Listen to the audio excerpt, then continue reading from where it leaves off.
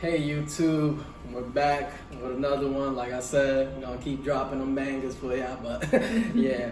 But if you read the title, this is just 10 tips that we feel can make anyone successful if they apply this in any commission job or just sales in general, any sales job. But just a little backstory. I've done a lot of different sales, whether it was B2B, going to businesses trying to sell them a product that could help their business, or whether it was a indoor event, outdoor event, rain, snow, I was outside trying to move, product, for a customer to buy for that company, even door to door as well. But that's a little bit about me.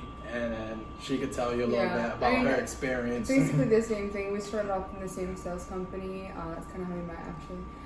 And then we branched off from that company. We've done similar roles. Like we basically always. I'm in car sales currently. He's in telecommunications sales. We've done it all. We've led big teams. We've really made a lot of money and made not so much money. So we kind of know what works and what doesn't. And we're just gonna share some of our tips. I mean, obviously this isn't everything in the world, and feel free to drop your tips below. And but these are just 10 things that we think, just from the top of our head, could be helping you be successful in a sales. So I guess you can start with the first one. Yeah. So the first one I'm gonna say is don't be shy. You're gonna have to come out your shell. Like me, when I was 18, like the first job I ever had was a commission sales job, selling literally, you probably seen it, little Obama phones, pitching the little, what people want to call maybe Trump phones now. But pretty much, if a person had Medicaid or any type of, government assistance, they would qualify to get, free service and a free lifeline, because that's what it is. It's a lifeline program, kind of like a landline, but they mixed it where people could get, portable phones like a regular phone for free. Pretty much, like when I say don't be shy, is like you're in a role where you're gonna have to talk to people and talk to a lot of different personalities and learn how to deal with a lot of different personalities. So just don't be shy. At the end of the day, they're just people. Just treat them talk to them like they're basically like a friend or family member, and you won't even think about it anymore. Yeah, and especially with someone who's just getting into sales, like this is really important. If you're already in sales, I'm sure you already know it, but it's going to be really, really detrimental that you get out of your comfort zone and make yourself uncomfortable. I started off super just like in my own head, like I wouldn't talk to people, like things like that. And this made it to where now I'm talking to people in the local grocery store. Like I just talk to random people. I can spark up a conversation with literally anyone at any time. That's super important. Moving on to number 2, I'd say one of the biggest things that any sales company, if they're good at training salespeople, will tell you is to make sure that you're controlling every single conversation. What I mean by that is essentially controlling the flow of that conversation in order to get your desired outcome. So from the introduction to the short story to kind of like the presentation, recap, close, all that stuff. Whatever flow that you guys have, or if you don't have one, then the one that I just said, you can kind of guide the conversation using closed-ended questions, assumptiveness, things like that. Super important to just make sure that you're in control, and kind of like just following through those little steps there. Yeah, and just to that tip, pretty much when she means controlling the conversation, don't be like that pushy person. Don't try to push this product on them if they really don't want it. When she means controlling the conversation, it's just like you're guiding them from moving from a no or maybe to a for sure yes. So it's just like kind of like that engagement on how you ask them certain questions that can guide them to want to buy that product right there and then. Yeah, it's like setting it up. You kind of have that map. It's like whenever you're walking the dog on a leash, you're not forcing him to go in a straight line, but you're guiding him to the direction that you want to go. Yeah, exactly. And the third point, I'm going to say, it's a numbers game. At the end of the day, we all gonna get rejected. We all been rejected. You can't lie, comment guy. You can't lie, comment guy or girl. But at the end of the day, we all been rejected, And if obviously we're going into a sales industry, whether new or not, you know you're gonna deal with rejection, a lot of no's, you know, a lot of people not wanting to buy that product or may not even want to talk to you. That's also you know, a sign of a rejection right there. But yeah, it's just a numbers game. Is at the end of the day, it's called law of averages, and that's exactly what it means. Like, it's a numbers game. Like, the more you shoot your shot, the better, you know, obviously your shot is gonna get, and the more that, you know, you can basically like, I wouldn't say predict, but the more likely you're gonna get a yes because you keep shooting your shot. Yeah, it's just simple. I mean, yeah, the more times that you do something, the more likely you are to get the result that you want. Yeah, you just have to find that yes, and you're gonna have to climb through a bunch of no's to get it. Yeah, that's just that. The fourth one that I have is one really big thing that I always kind of preached to my team whenever I was building, and you know, that was every objection is just an unanswered question. I'm gonna repeat that one more time.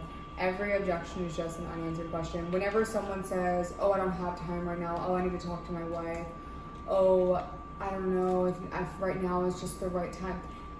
They're giving you a question. You just kind of have to discover what that question is. If someone wants to talk to their wife, they're saying, okay, how does this going to make sense for my wife? Or what am I going to tell my wife? If someone says, I don't have time right now, okay, how quick can we do this? You know what I mean? Yeah. Like, there's always an unanswered question that you kind of have to dig underneath of. And if you're unsure of what that unanswered question is with an objection that you receive pretty often, don't hesitate to comment, and I'm sure that we can kind of find a solution to that. But that was kind of a really big one to me. So yeah, don't look at it as kind of like a stop. Look at it as a way to address a question, and it's more likely that you'll kind of get the result that you want. Obviously, it's not always going to work, but it kind of sets you up to keep continuing down that road if you just answer the question.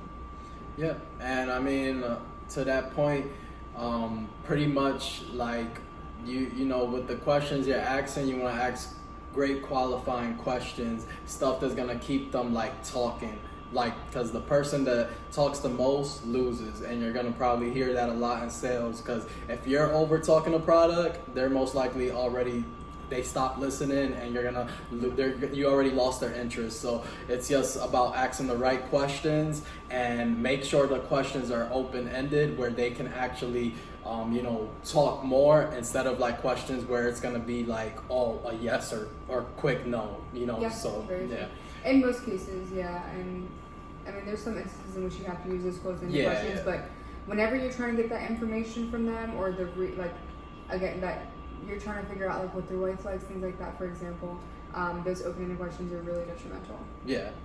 And to the fifth point, I'm gonna say this is probably like the most important thing you need in life and in this this role that you're entering. Just positive attitude. You know, positive attracts positive. No one wants to buy from someone who's negative all the time, or looks angry, looks mad when you approach them. Like, it's okay to smile and wave, you know, it's okay to smile and wave, literally. Like, you know, it's all about, like, your smile is going to be contagious to them. So just with you being that open, and I'm not saying be like the most bubbly, like, you know, be like, you know, so like, yeah, like so energized, like an Energizer bunny or nothing. I'm not saying that, but I'm just saying that you just have to like look at like your face expressions, and you know, just how you're talking to them. It has to be positive and come from like a genuine, you know, feel, and that's gonna make not only increase your conversations with, you know, people that could potentially be buyers, but it's also gonna increase your sales, just because, you know, people are gonna remember that. They're gonna be like, oh yeah, I remember, you know, he or she, you know, she was like so great when she, like, you know, she told me good morning, you know, whatever it was, that, you know, that positivity is just gonna make them, and also it may lead to referrals too, just because they remember you for being so positive with that interaction, that they want to send you family members, they want to send you friends to buy from you now, because they're like, nah, this person know what they doing, and they also a nice, you know, great person. Yeah. You know. So. And I'd say that something that really big, that goes along with that, is that once you have that positivity, don't let anything affect it. Like, safeguard your attitude. Look at your attitude as one of the most important things that you'll ever have, because it sets yourself up for the day. And if you're letting these no's get to you, obviously you're gonna be getting rejection. That's just the name of the game. Why are you getting upset if you're getting a no? Like, you already know that you're getting a no, so like, don't let that affect you. Just safeguard your attitude. It's your baby. Don't let anyone touch your baby, and just be happy. Yeah. Next thing that I have is always assuming the yes. So I feel like it's really important whenever people get to the closing aspect of the sales process that they tend to talk themselves out of the close, or sometimes they will assume the person is going to say no. And that kind of goes in hand with the attitude, and a lot of these things kind of touch each other. But if you're going to assume that someone's going to say no, like, oh, like, you don't want to sign up today, right? Or like, are you sure? Do you want to talk to your, things like that? Like, they're obviously not going to be going in the direction that you want to go. Like, that's not controlling the conversation, like I mentioned earlier. So always make sure that you're assuming a yes, and also another thing is, don't think like in other people's pockets. Like, if you're like, maybe something is too expensive for you, or you think it's too expensive, if they say they're paying $50 for something and you're offering it for $100, maybe they want it anyway. So assume that they're gonna say yes regardless of whether you think they are or not. And I will 100% tell you that your law of average will show the difference. Like, you will see a difference. Yeah, that's totally correct. Couldn't agree more. And the next point I'm gonna say is overturn objections. So this is something that's just gonna, if you're in sales or you've been in sales before and this isn't your first rodeo, at the end of the day, you're gonna deal with a lot of people that may not have the time today to purchase that, or they may have to talk to their significant other to get them on the same page before wanting to buy that product. Or it may be that they had a problem or issue in the past with that company, so you kind of gotta like gain that trust again. So the way I'm gonna just overturn objections is that you low-key gotta like find the problem. Like, for example, if they're saying that, oh yeah, I had you in the past, but the price spiked up after a year or two, and y'all never wanted to help me again, be like, okay, well, I totally understand where you're coming from. That's why they sent me out here actually today to explain the new promotions and deals that we got going on. And you'll learn that as you go with whatever product you're selling, that they'll teach you these little keywords to engage people with and to get people's interest back in that product that you're selling. But yeah, overturn objections, that's gonna just skyrocket your profit. Well, sorry it cut off for a little bit, so like I was saying, yeah, overturn objections, it's just gonna maximize your profit. At the end of the day, you're in a commission sales only role, and the more that you try to overcome those objections, the more likely you're gonna get more sales. But yeah, sorry for the cutoff, but yeah. Yeah, don't leave any money on the table. But my next one is learn a little bit about a lot of different things. Creating personal relationships is super important. People are gonna buy people that they like, people that they trust. If you can't relate to someone even on a surface level in order to break that ice, there's no way that they're gonna purchase from you. That right there is gonna break down some barriers. Make sure that they're interested in what you have to say, and then build that trust so that they actually want to purchase from you. Especially if you're asking for money up front, or credit card information, or social security numbers, things like that, depending on what you're doing. If they don't trust you, they're not going to buy from you. So if you learn a little bit about a lot of different things, kind of a tongue twister, that'll definitely give you an advantage to connect with so many different demographics. Yeah, and I'm just gonna add a little bit onto that, is that you just want to be personable.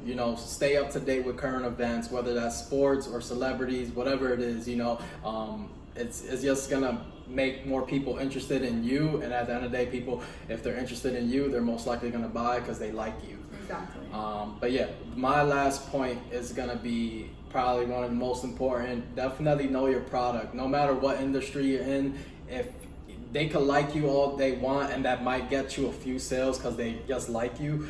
But if you don't know your product and don't know and don't know how it's gonna help them or benefit them, like whether it's short term or long term, it's just painting that picture and showing them that it's actually value to them buying this product. But yeah, that's my final point.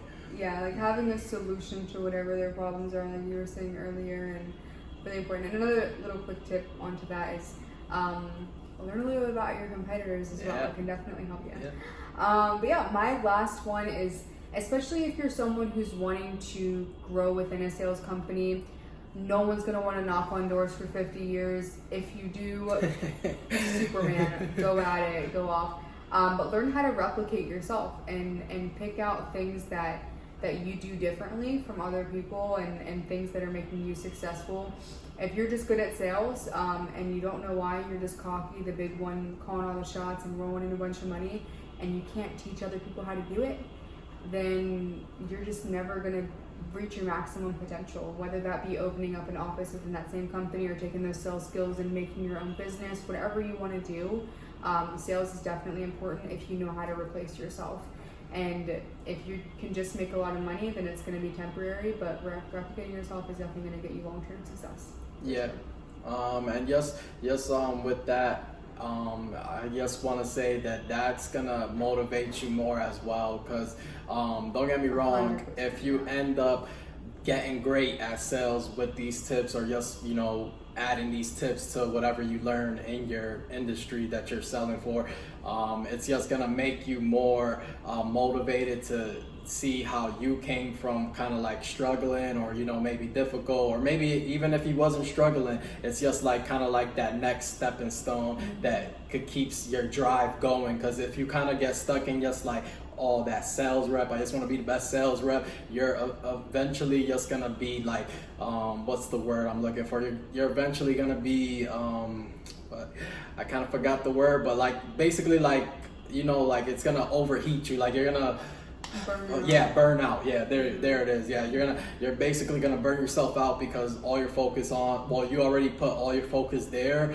and it's gonna get to a certain point, you're gonna get tired of all that rejection, and you later want to get out of kind of just marketing and promoting. You just want to have that team that you built and made successful, that they can do the same thing that you could do by 10 times, instead of you having to actually go out there. Yeah, it's replicating you, and it's also replicating your money, and it's duplicating your money. And it's a really cool thing to watch someone else be successful because you taught them. So yeah, but that's pretty much our 10 helpful tips. If y'all have any tips y'all want to add, or any questions you have for us, you can definitely put it in the comments. And if y'all did like the video, definitely like the video and share it as well. That's all appreciated. Yeah, definitely follow George's road to monetization. He's just follow along. And I hope y'all have a great week. Happy Monday, Money Monday. So I hope y'all have a great, amazing week, and stay blessed, and we'll catch you on the next one. But peace out.